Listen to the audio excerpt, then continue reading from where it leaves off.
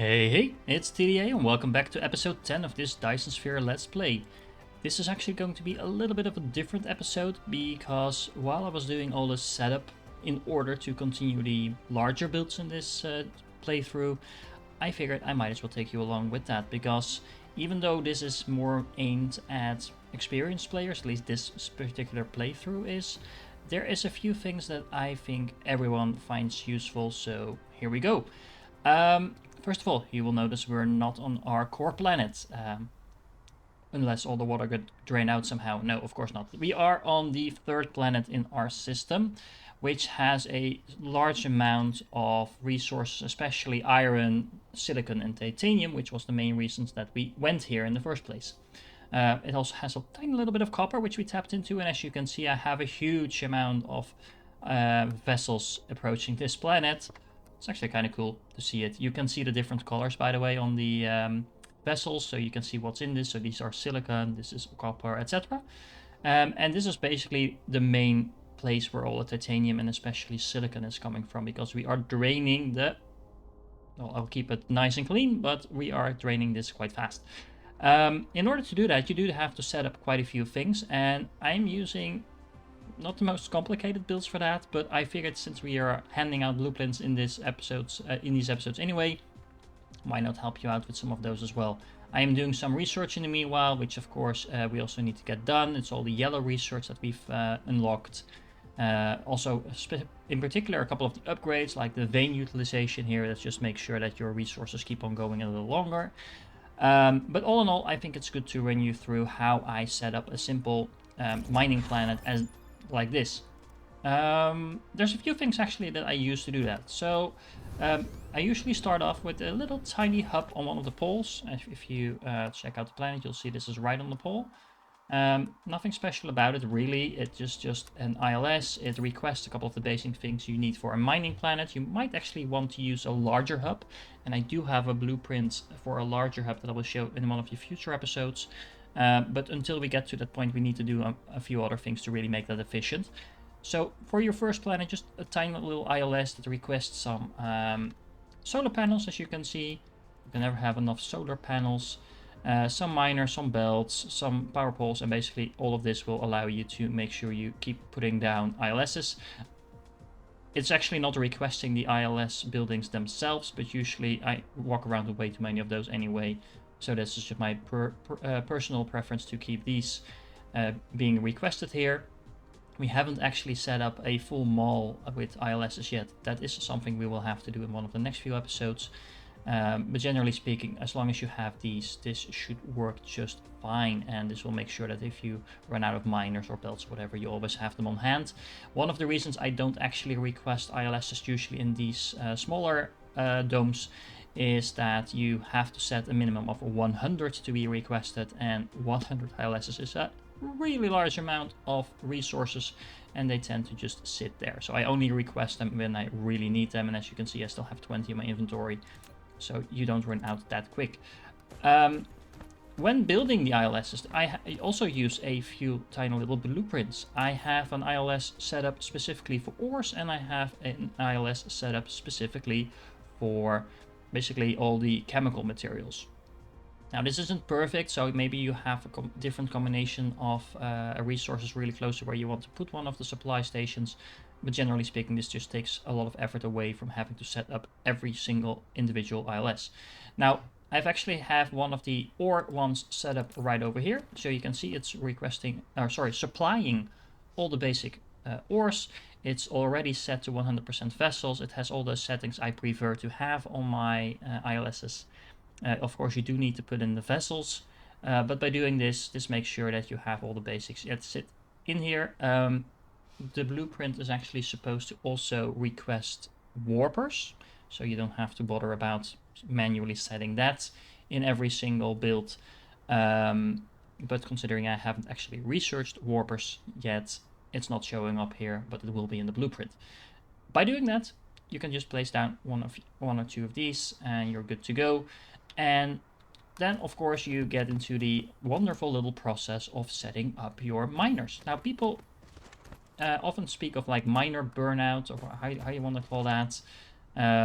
But it's really a matter of not being too precise when it comes to your miners, because if you are, you're going to go nuts having to set up these all across your planets. I tend to do it in little batches, so as you can see, I have one ILS set up for multiple resources. You can, of course, have a different approach on that, but I think if you have 2 or 3 resources per ILS, that's just fine. And another benefit of doing so is that you have several points where you can request different types of resources. So you have a request for more than, for example, you have a higher request for titanium than you have for silicon. The ILSs basically have a double function. They are requesting both, so that should kind of cancel each other out in the long run. Now, how I do this is usually something like this. Kind of wrap it all around, and that way you only have to do this, this, and you can just connect the inner miners to the main belt, and by doing so have quite an efficient process of setting this up. Now I might actually run out of belts over here because I've already set up quite a few of these, but remember, start out relatively close to where you are actually going to have the build finish. Wrap it all around. One little bit to the outside, there we go, and then do it like this, and then once again connect all the belts up. Now this is not necessarily the most efficient way to do this if you're in the really end game part of the game, because a few miners will actually saturate a complete belt at that point, but for now this will do. I'm actually going to make sure I don't run out of belts for this one, so this is going to be slightly more ugly, but I just want to make sure I connect as many as I can.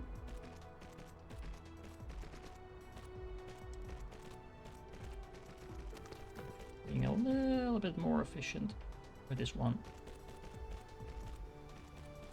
There we go. Let's just take that one out.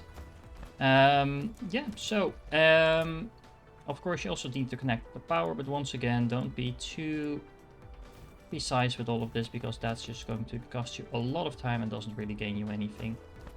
So make sure you put them down, and if you set up your miners like this, then you should be fine in terms of how much resources you're getting, etc. I should have done this a little sooner, because now I'm officially out of energy, so now we have to watch our drones fly close in a really slow, annoying way. So that is my bad there. But remember to connect everything up to the power. It wouldn't be the first time I actually run away from my miners without having set up all the power for them. It's a little annoying to have to do this long distance. Oh, I'm actually placing down the wrong power poles. That's not really smart. There we go. So, yeah, so this is one of the main blueprints I use. So that the one for the ILS, and then the one for the domes. Now there is actually another one that I really use often, and that is the one for a ring of solar panels. You've seen probably other YouTubers do this as well. You might have actually done this yourself. It just looks really cool to have this belt of power around across your planet. It's kind of cool when you see the sun move as well. As you can see you can see exactly what the closest point to the sun is, as these solar panels will move with them. But there's several reasons to do it like this. A, solar panels are really efficient in terms of the space they use. B, this way you get power all across your planet. C, it looks really cool. And all in all, this is just a really efficient way to power up a planet, especially if you don't need too much energy, because of course if you have a very high density production planet, this will not be enough to cover all your power needs. But all in all, this will take you quite far.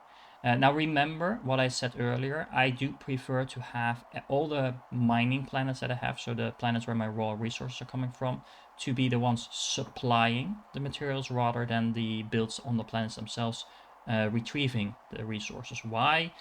Again, power, because this will usually, if you do 1 or 2 rings, you will usually have plenty of power to supply all your ILSs all around the clock. As you can see, this is fully powered now, it's fully stocked up.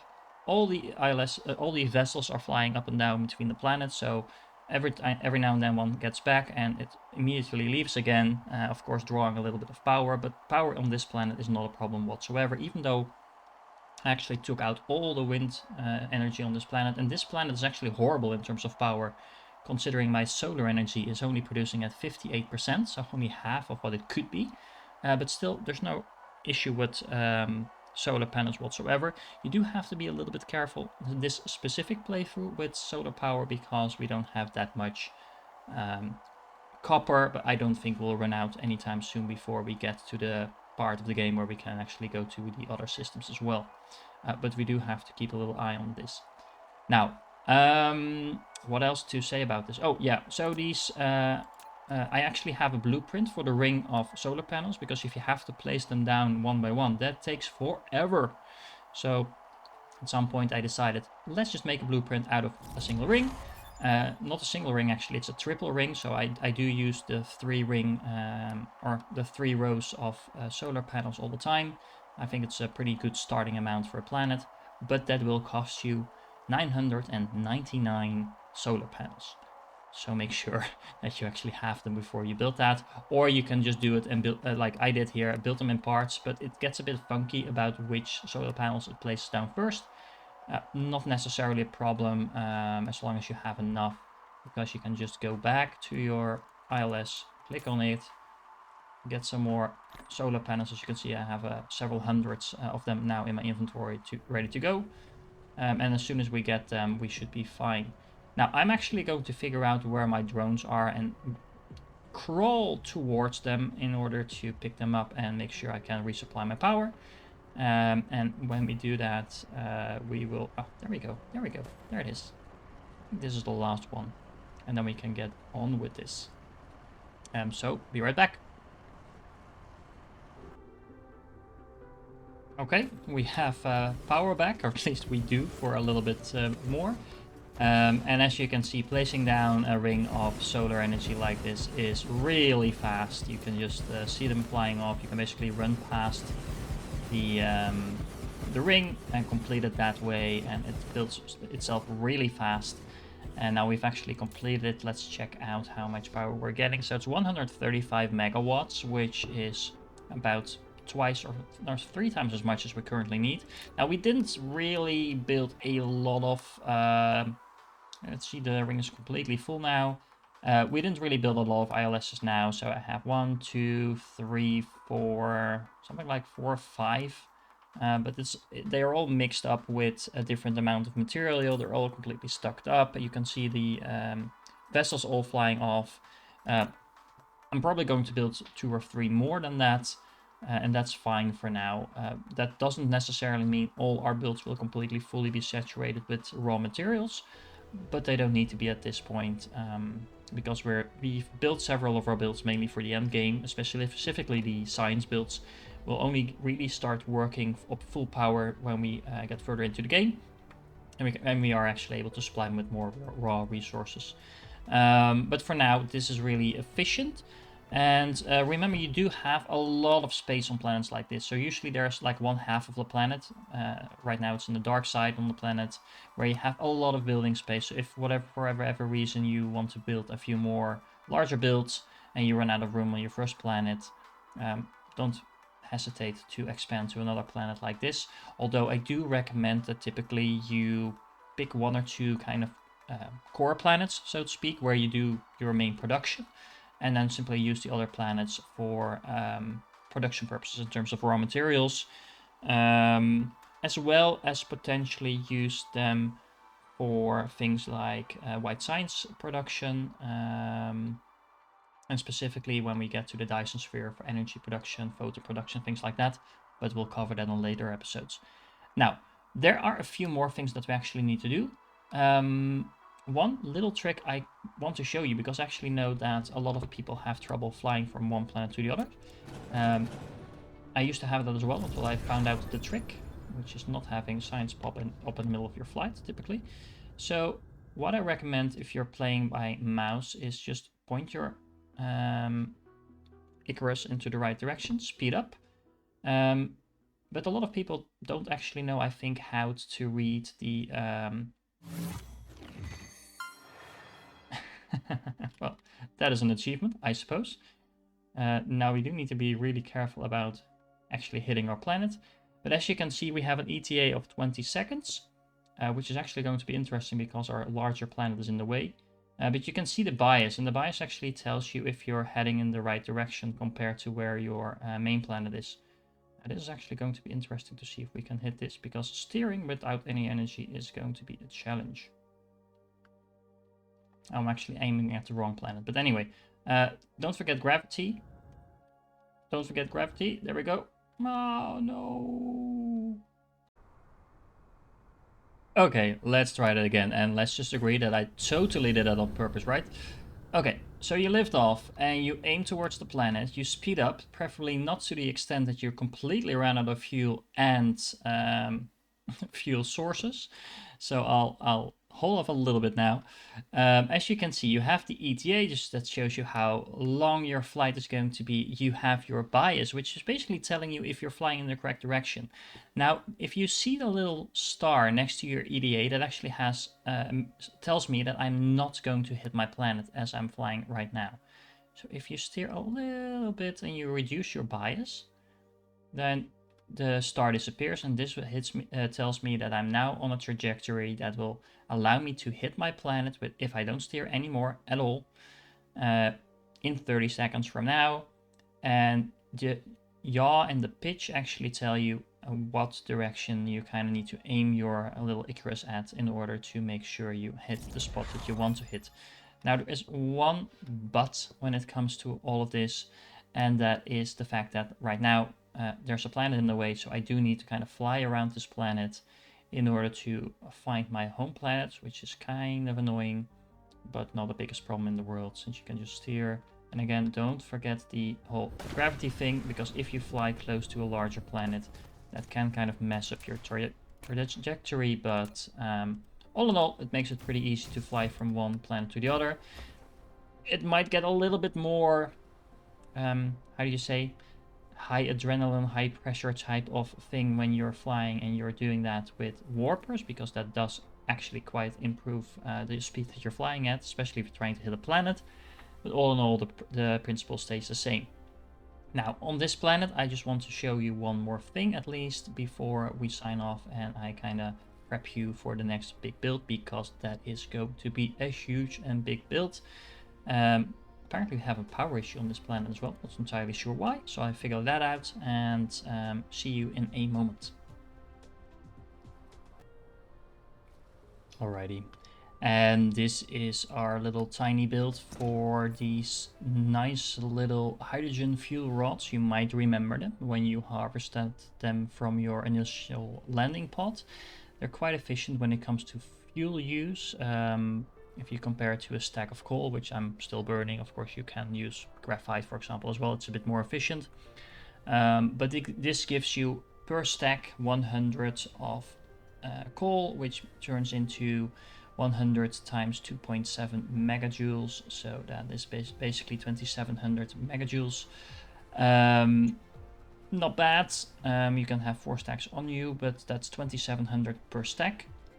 If you compare that to hydrogen fuel rods, these stack up to 30, so this is around 1600 megajoules per stack, but it gets multiplied times 3 because you get a plus 200% bonus, so you actually have more per stack than you have coal. It's not terribly more efficient, you will still run out of these rods, but it's really easy to make them. You just put in a little bit of titanium, a little bit of hydrogen, which you have plenty of, especially at this point of the game. They produce really fast, and if you put them to an ILS, you can now request them from wherever you are in the universe. So for example, like I just did, got stuck on a planet without any fuel on me. Just request that, and a few minutes later you have some fuel. Now, tiny build, I'll put the blueprint in. It's really nice to just put this down as soon as you get access to the fuel rods. You might want to skip this if you prefer not to build this and get right to the more efficient power sources, but yeah, it's just easy. You can grab these from wherever you are on the planet because it's in an ILS as well, so you'll never have to run up and down to a source of fuel again. Now, last but not least, we are going to give you a tiny little sneak preview of our next build. So let me find where it is. There it is. You see all this paved concrete? This is all going to be needed for our next build, which will be the next video up on the channel. And we are, of course, going to be producing purple science. I hope you have a little bit of patience. If you look at the size of the build, you can imagine maybe why it took me a little bit of prep to get it done. But it's going to be awesome. And I really hope to see you in the next one. Don't forget to like and subscribe to the channel if you haven't already. And make sure you like the videos. It really helps me get them to other people as well. And then we can all join the club and have some fun with this amazing game. Alright, catch you in the next one.